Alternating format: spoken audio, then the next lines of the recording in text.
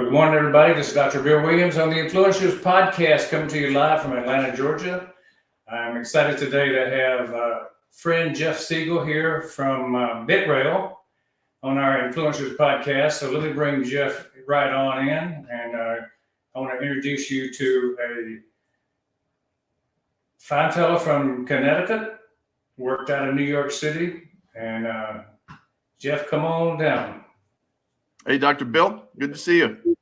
Excellent. Glad you're here. It's been a little bit of time since we talked, and I wanted to bring people in to meet you. I had a really good conversation with you when we did our initial discussions about BitRail and what you're doing. So I wanted to share with our audience what you're doing. I want you to share and tell us where you were, what happened, and who you were surrounded by that inspired you to do what you're doing today.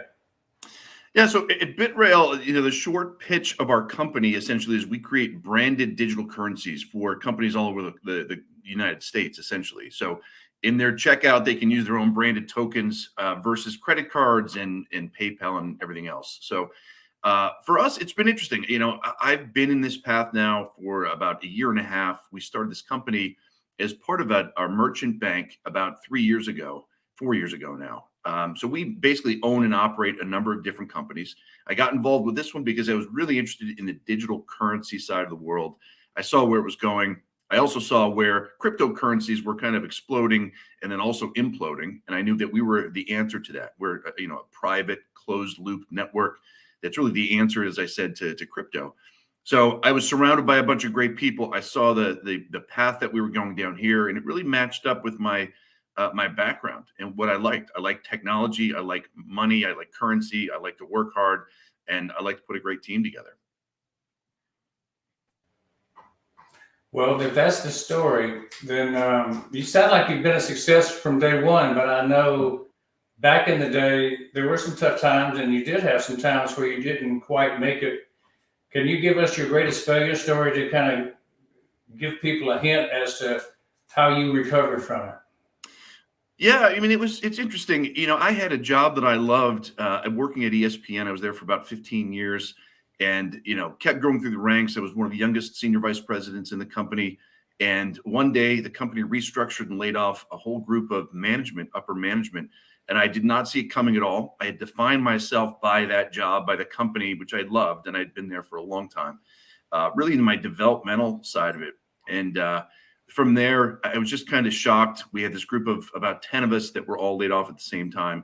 And I really just kind of sat back and said, okay, I felt like I could call somebody and within 30 seconds, I could have another job, just given my experience. And that just wasn't the way it turned out to be.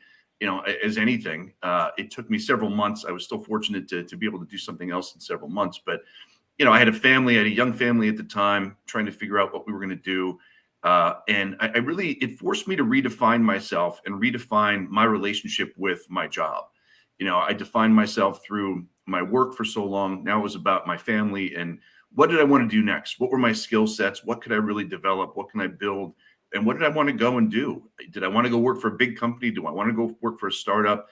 So it really made me sit back and ponder, which I did. And I ended up on the right side. And, I think it made me stronger because of it. I started my own company. We started an investment bank, and we've been able to branch out and have some successful companies under that umbrella. So success, coming out of a failure. It's kind of a phoenix rising from the ashes to a certain degree. Well, it looks certainly like you landed on your feet and took a little bit of introspection and learning how to navigate the new territory. Like a lot of people right now are doing the same thing. With your experience looking across the landscape, what is the reason that a lot of people fail?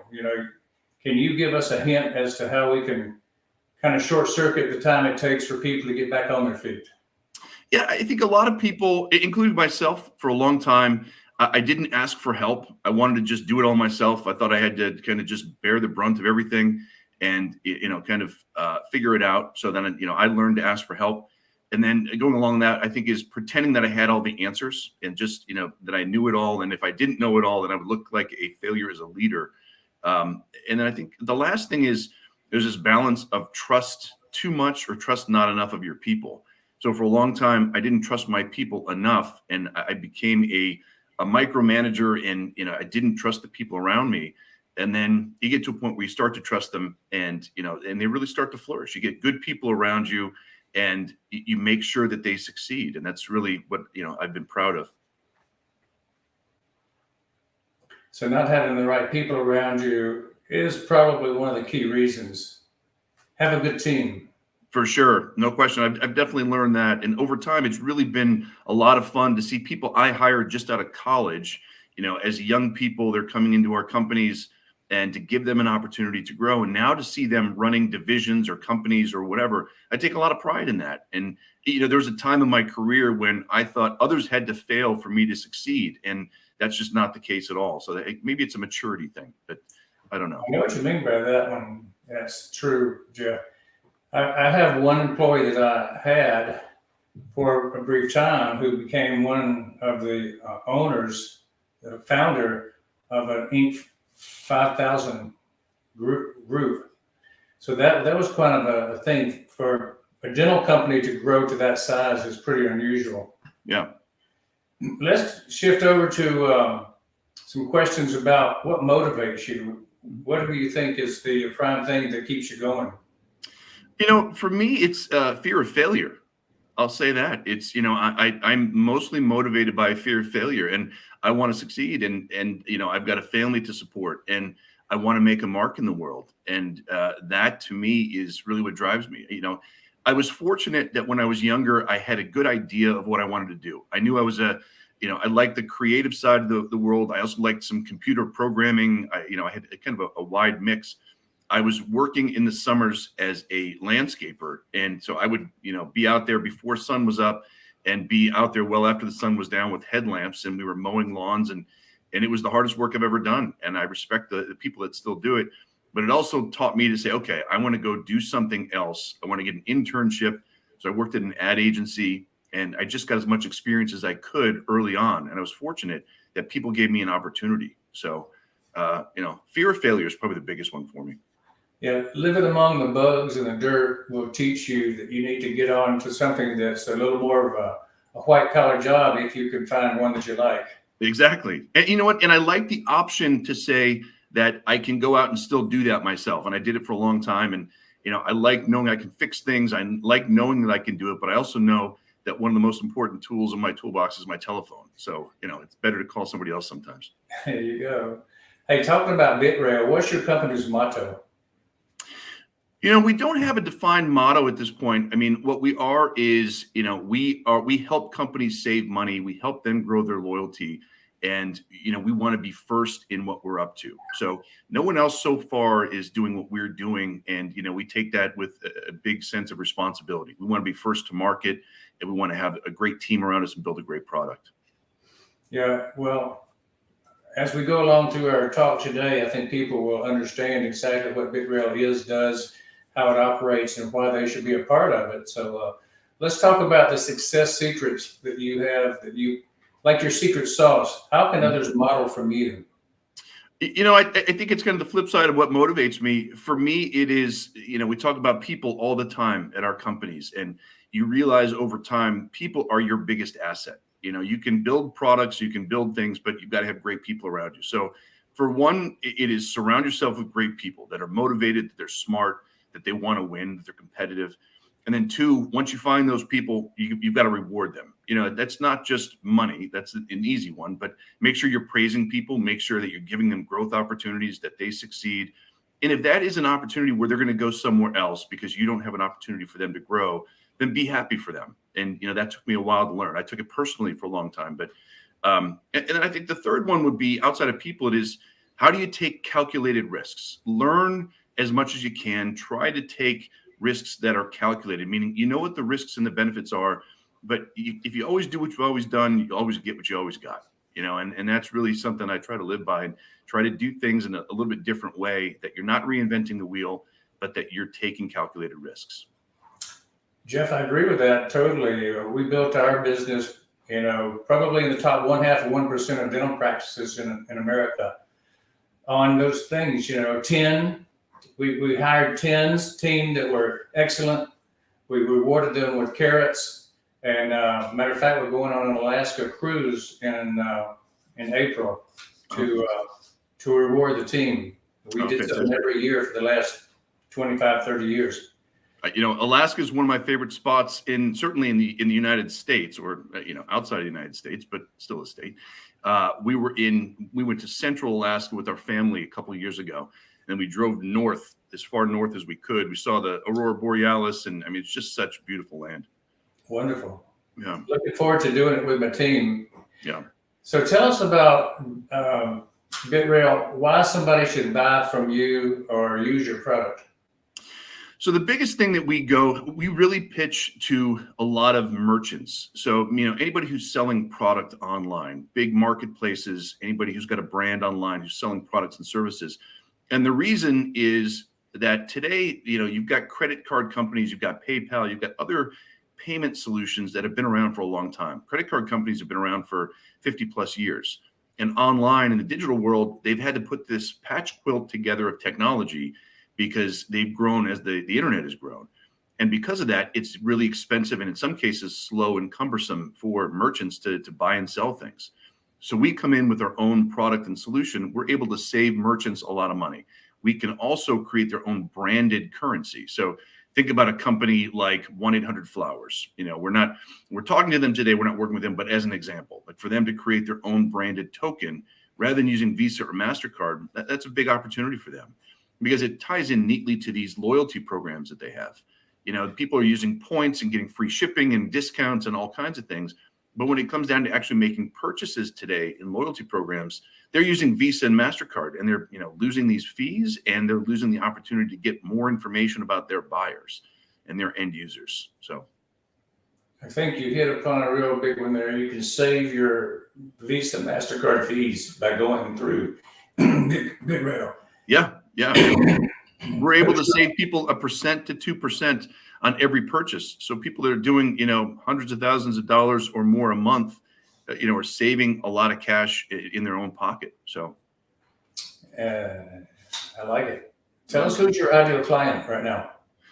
Our ideal client is somebody who's forward thinking, who is, understands technology, that's willing to take a risk, that is looking at the economy right now, that's a little bit, I don't want to say scared, but that's looking for opportunities to save money and do things in a different way. We know today that still only about 9% of all commerce is happening online. And more people are feeling comfortable buying and selling things online with security and, all kinds of reasons with the advancement of technology and the phones. So we know that's a big opportunity for growth. So we need a customer that is willing to take a risk, that's willing to get smart, that will, willing to help us help them save money and build their loyalty programs. Is there a size company that you start with as far as volume? We work with companies of all sizes. We've got companies that are doing, kind of a local mom and pop shop down with a single store in Florida, all the way up to a national merchant and, global companies that we're onboarding right now. So we're kind of, all over the map. And what we're trying to do is get to a place where these companies can onboard automatically. They can go online and fill out a couple questions and click a few buttons and ultimately onboard our product and start saving money right away. Gotcha. So how do you find this ideal client? We do a lot of relationship building. I've been fortunate, as I said, I spent a long time at the Walt Disney Company and ESPN. I've got relationships with a lot of really big companies that, and I guess the second part of this, not only do we know them, but they trust us enough to say, hey, we've done good work with them in the past. So they're open to having those conversations with them now, which are outside of my traditional relationships. So we'd normally go in and talk to them about media. We'd help them buy media. We'd help them do advertising campaigns. And this is really more of a technology platform. But, we've got a good enough reputation that we've gone out and, we've shown them how the technology works and they trust us. So trust is a big one. Tell us more about the details of your products and services. So, we are a technology platform ultimately that we license out to all these merchants. And, what they really do is it allows them to create these branded digital tokens. And if you're going in and buying products online, you get to the checkout page, and next to Visa, MasterCard, you can click on their own branded token. And we are a technology platform that allows them to do that. We're also what I would call a managed service on the back end. So we do all the work for them to make it as easy for them as we can. So, and then we help tie back into, as I mentioned before, their loyalty programs. We help them get new customers. We help them remarket to the customers they've already got to make sure that they're buying the right products, they're buying them the right frequency, and just really helping them be smart about how they work with their customers. So you're more than just a platform for currency. You're a marketing firm that helps build businesses too. Exactly. Yeah, we have about 1.5 million customers on our end that have registered for our platform so far to date. So we advertise to those people, letting them know when a company has a new branded token out there that they can use, because then they can, basically use the same registration. It's easy. So we've got the ability to help them target their customer, to help them sell more, to build loyalty, and then they can, advertise to our base as well. Is there a interplay between the different branded currencies where they can kind of talk to each other, pay for one another between themselves? Yeah, so there are two things that we do between tokens. One of them is the ability to register once and use it many. So you can use one token and then use it on multiple platforms. But in some cases, the merchants require you to sign up, just like when you do with a Visa card. You go to a new merchant, you have to put your Visa card and information in. But once you register for a token once, you can just put some, pretty simple information in on any new website you go to. The second part is the ability to share loyalty points. There are companies that, say, hey, we want to be able to share our loyalty points and get other companies' loyalty points, so it becomes more appealing for a consumer to use the platform. Similar to the way a credit card company does it. They've got hotel points, they've got frequent flyer points, they've got rental car points, etc. So we have this pool of loyalty program that we can tap into with our merchants, and they can become part of a much bigger opportunity than just their own tokens and their own loyalty points. Gotcha. How about the competition? How do you guys just crush the competition? Just crush them. Well, it's good for us in that, as I said, the world of digital currencies is a confusing one, but it's also a great opportunity for us because cryptocurrencies, the last 8 months plus have really imploded. And that's because people have gone out and created these digital currencies that live on these open exchanges, and people buy and sell them like commodities. And we look at that and say that's an opportunity for us because we are not that. What we are is we are really creating digital currencies for people to buy and sell everyday goods and services online.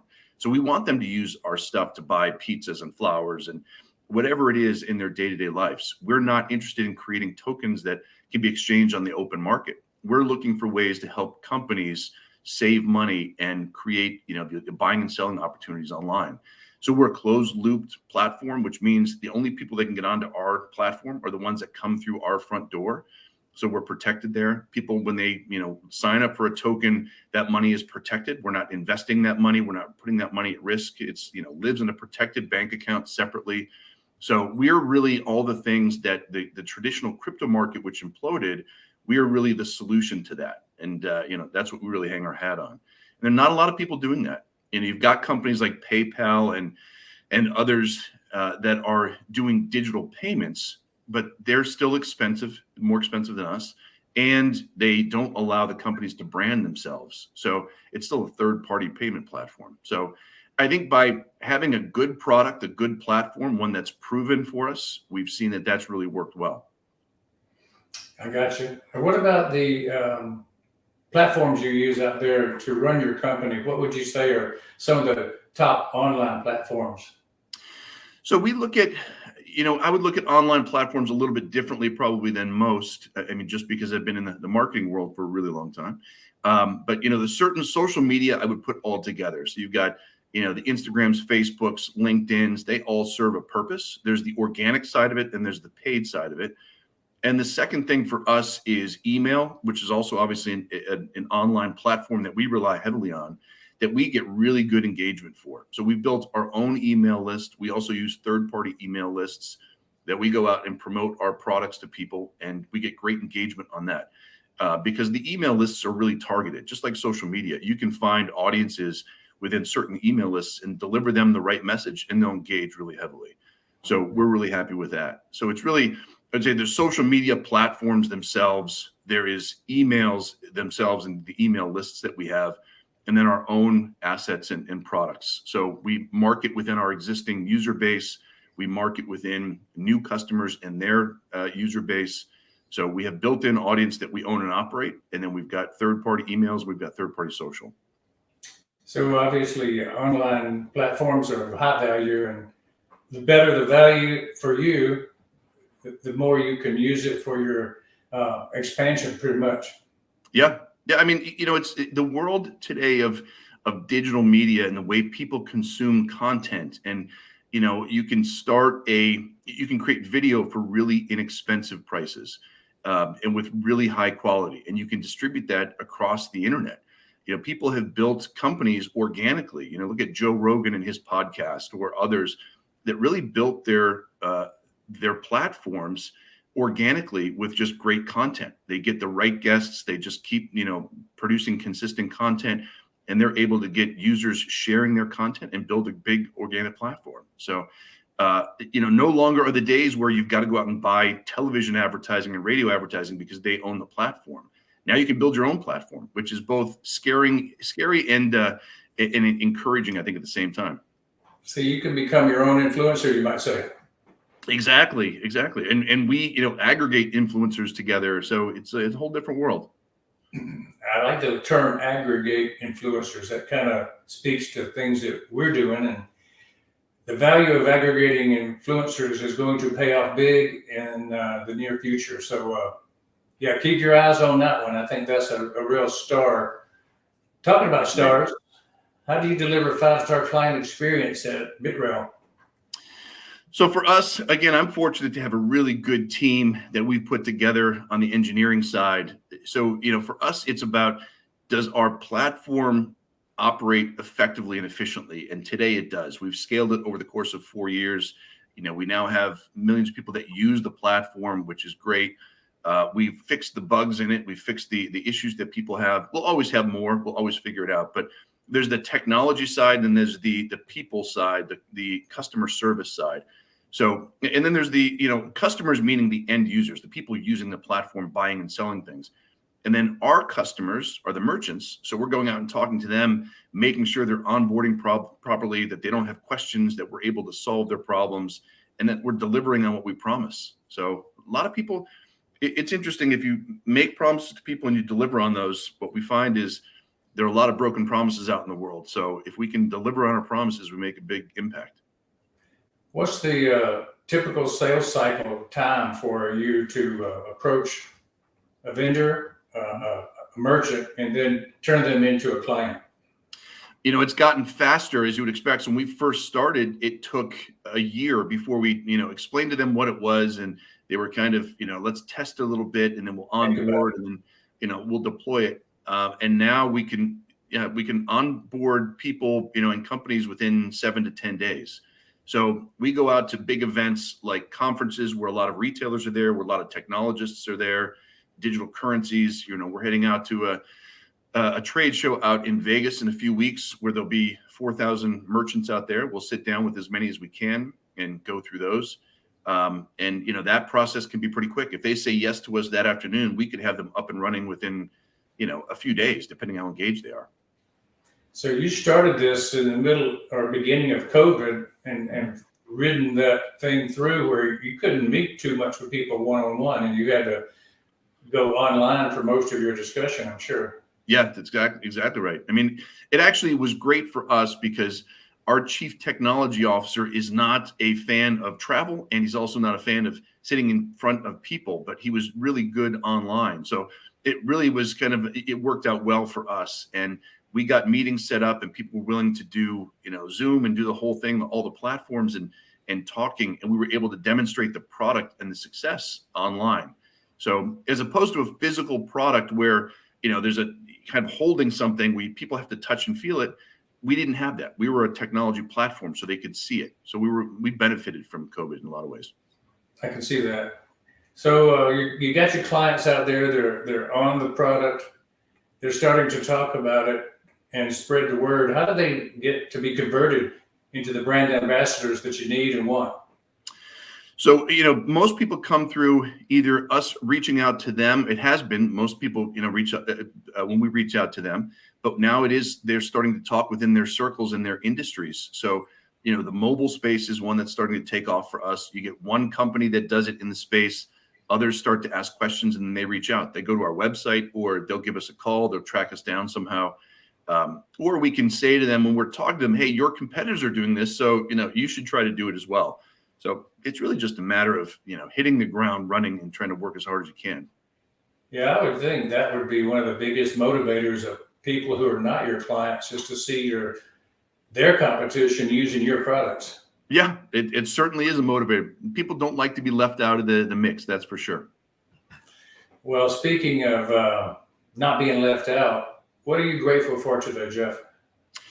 That one's easy for me. I mean, I'm grateful for my family. I'm grateful for my friends. I'm grateful for my health. I spend a lot of time exercising and working out because as I get older, it gets tougher to get off the couch sometimes. So, that's easy. That's why I do what I do on the work front. On the professional side, I'm thankful that I've got investors who support us. I'm thankful we've got engineers who build a great product. I'm thankful we've got, customers that support us and like the product that we've built. So, I mean, I'm grateful for a whole lot these days, I got to say. It's good you let off with family, friends, and health, because I put a post up today on my Facebook personal page and it talked about the power, the gray power, how your brain gets better as you get older, and your peak age is between 60 and 70. Yeah, good. So something to look forward to, young man. Right. I mean, I keep looking at it. My kids are now out of the house. I've got two kids in college and one that's at a boarding school about an hour away in high school. He plays football. And so none of them are in the house full time anymore. And that's been a big life adjustment for me. But it's really forced me to think now, what does this stage of my life look like? And what do I do for the next, God willing, 20 plus years of, good health? So we'll see what happens. Yeah, I get up every morning and do something different because I'm retired from dentistry now, and I do more things like this that are fun, but I can pick and choose. And one of the habits I got into is getting up and going on a 2 or 3 mile walk every morning. And how do you start your day? I start my day pretty much the same way every day, and that is my dogs generally wake me up at 6 o'clock or so. I take them out with a cup of coffee. I think about my to-do list, things I've got to get done, both personally and professionally. What do I want to accomplish that day? I'm a big to-do list guy.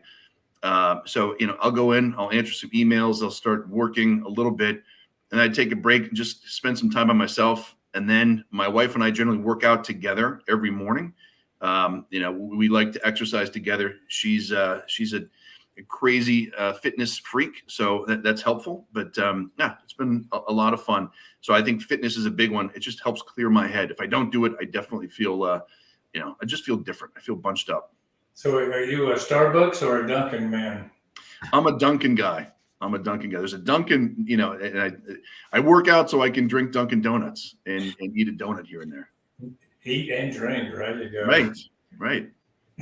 So what's your plan to be successful with BitRail? What do you think is your strategy? So our strategy is pretty simple: have a great product and work hard. And that is getting in front of as many customers as we can and make sure that the product, works for the people that have it, and that will work for the people that will have it. So I know that's simple and that's what everybody's trying to do, but we've seen that the product works. We know the platform works. We've got a team around us. We're now in front of the right customers to continue to grow us. So, and then be patient and realistic. We're not going to be $1 billion company overnight, but we're certainly on our way to some great things. So, I'm thankful for that. How would you feel in case you didn't achieve that goal?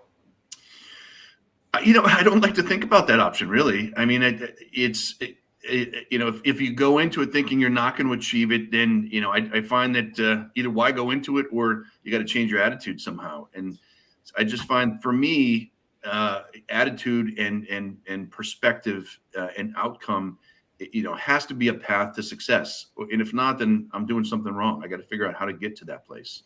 So when you get that challenge, how do you overcome it? For failure?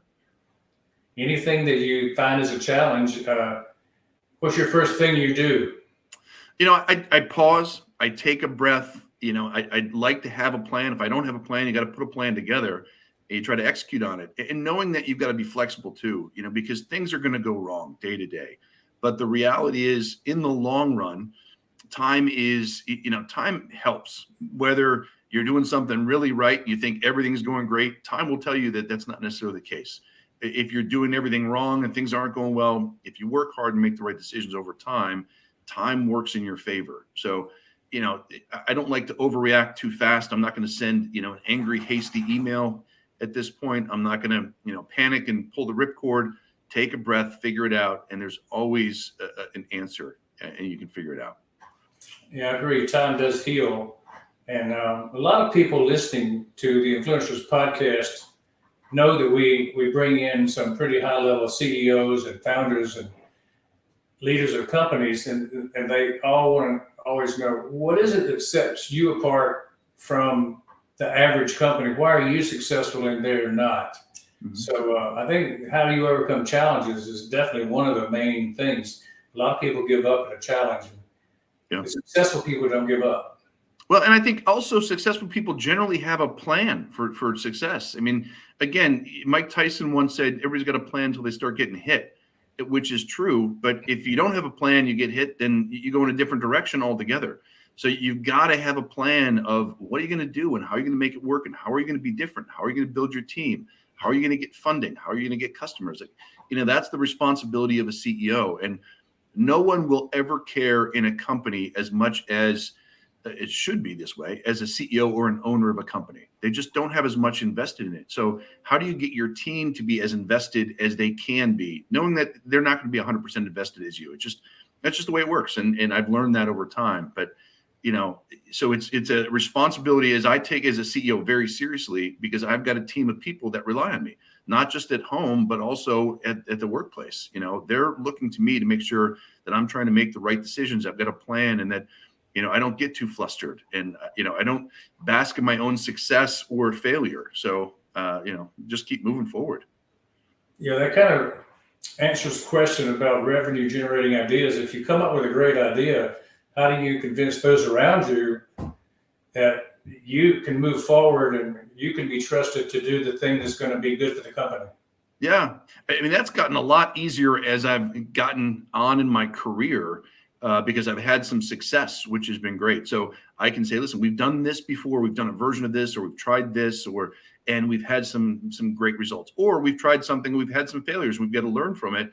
And I think we can do better at it. So a lot of it is having the people around you trust you. Also, a lot of it is making sure that you listen to the people around you. It's taken me a long time to get to a place where I'm open to listening to those around me. And, they've got to be able to say, hey, I don't think this is going to work, and here's why.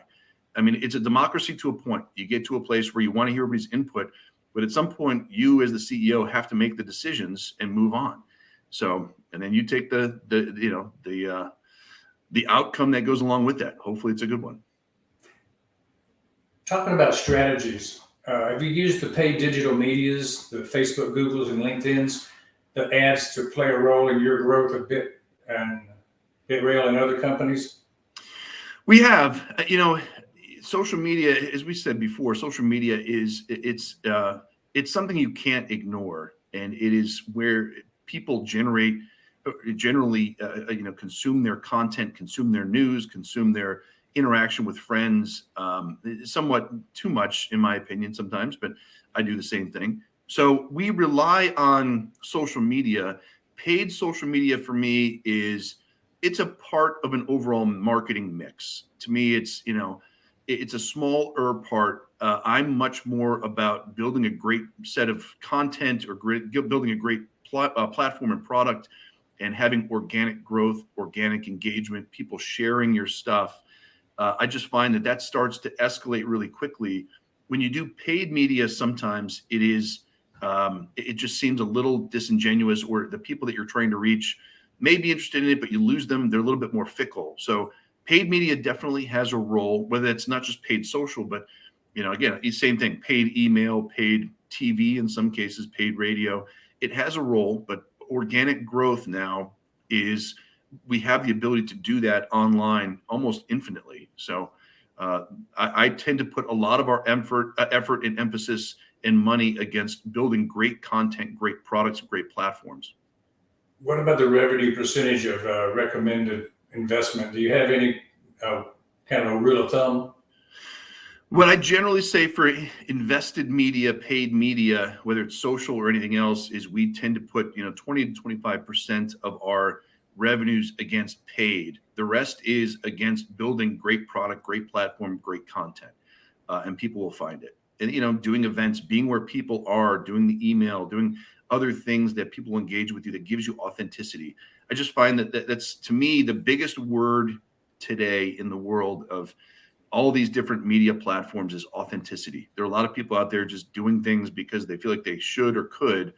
But if you're authentic and you really want to learn, you have an open mind, and you come from an authentic place, people can sense that, in my opinion. Yeah, and the best place to sense it is in a podcast, right? They can really see who you are. Yeah, for sure. I mean, you've got, as long as you want to have the conversation and tell your story, it's not just a 15-second or 5-second pre-roll video that runs on a, before an ad or something, where everybody's going to put their best foot forward, Yeah, and one reason we also decided, Jeff, to do live podcasts was because there's no editing. And you get what you get, and you say what you say, and people really do appreciate that you didn't doctor up their material. Right. It's true. And you don't get a platform to do that very often. They certainly don't do it on the mainstream media. They doctor that fairly well. They do. I mean, it is, you think about a news interview or a late night show where they've got 2 to 3 minutes to tell, talk about their new movie or their latest project or whatever their interest is. And it's tough to cram that all together. So let's go back in time where you were 20 years old. Mm-hmm. What would you give yourself as advice? I would say to myself, just listen, trust the process. Don't assume you've got all the answers and that you know where you're going to end up. Just trust the process. Give yourself some time. Try things. I keep telling my kids this now. Do internships, get exposure to things, try as many things as you can that you think you might like, because as a 17, 18, 19, 20-year-old, you don't really know what you really like because there's so many options out there. You can't be expected to know what your career is going to look like at 20 years old. But what's consistent is try to make the best decisions you can, take care of people, work hard, try to work smart. And over time, not everybody does that. There are a lot that don't work as hard as you will. So you can outwork anybody. And I really learned that from my mom. My mom was somebody that was a grinder. She went out and she worked from the time she was really young. And, that's something that was really, it sat in front of us every night at the dinner table of like, here's what we did, here's how we worked. And you learn from that. So I'm hopeful I can instill that in my kids. Sounds like she was one of your mentors. Anybody else?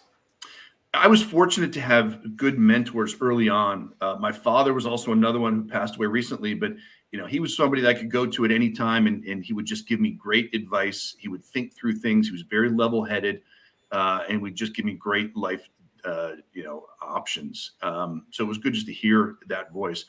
In the professional world, I was fortunate to have someone in my first job that, the way I got my first job is I was dating a girl, and she was working for this guy who ran a TV station in Cleveland, Ohio. His name is Brooks Bektorski. And I went over there on the weekends and I would help him out. I would paint fences and do whatever. And ultimately he gave me a job at the TV station, and they put me in a little cubicle up in the cafeteria next to the vending machine. I knew I had to earn my way out of that vending machine, but it was somebody who gave me a chance, and I still look up to him today. And, he pushed me, he challenged me, and he put me in some great situations, exposed me to a lot of great people and technology. And, if I hadn't proven myself, I suppose that wouldn't be the case. But he was a great one, is a great one. I like the story being put into the vending machine area. My granddad bought me a case of pencils when I was like 6th grade, 13 years old. And he said, go out and sell these. So I became a door-to-door salesman at 6th grade, 13 years old. Perfect. You learn early, you do well, Well, it's funny, and I say this to my kids. I think one of the most important classes you can take in any level is public speaking, and try to engage with people, because today, so many times people come through our door and they'll have their head down in their phone. They don't know how to answer a question, or you'll say, "Hey, did you follow up with this person?" They say, "Well, I sent a text or I sent an email or whatever." And okay, great, but get up, walk down the hall, ask them a question, or pick up the phone and speak with people and to have a conversation. And it's a lost art, eye to eye. It's a lost art. So I like that. You got to be impactful, one-on-one, face-to-face. Tell us, Jeff, why are you feeling like it's important to be impactful? To me, I don't know what exactly it is. I know that I want to make a mark in the world.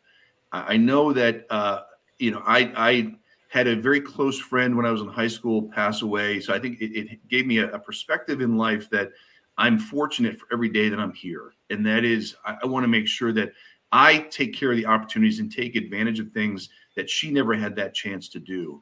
And that really drives me. I think that really had an impact on my life. Of sometimes it's too much. Sometimes I want to do everything at once, and it drives the people around me nuts. So I've got to stop and pause and realize what's important and what's not. But I want to be impactful because others can't. I want to know that I can take advantages that others haven't been able to. And do you feel like when it's all said and done, you're going to be remembered for any particular one thing? I think about this a lot for whatever reason. I think about this a lot, and I think in the end, 100 years from now, will people remember who I am? I don't know. And does it matter? I don't know. I think in the short term now, what I want to be remembered for is that, I tried to do the right thing. I worked hard. I raised kids that were conscientious and they worked hard, and I'm able to pass that on. And I want to know that I helped people along the way, that I gave them a chance when they didn't have a chance, or I gave them an opportunity to advance in their career, or give them some information that I could share with them, and in hopes that it comes around, I guess, at some point. But in the end, you just want to share your knowledge and success with people. So that sounds like a very good segue to go from you being successful to us helping you be successful. How can we at Influencers Podcast support you and BitRail? And can you share with us links and connection points?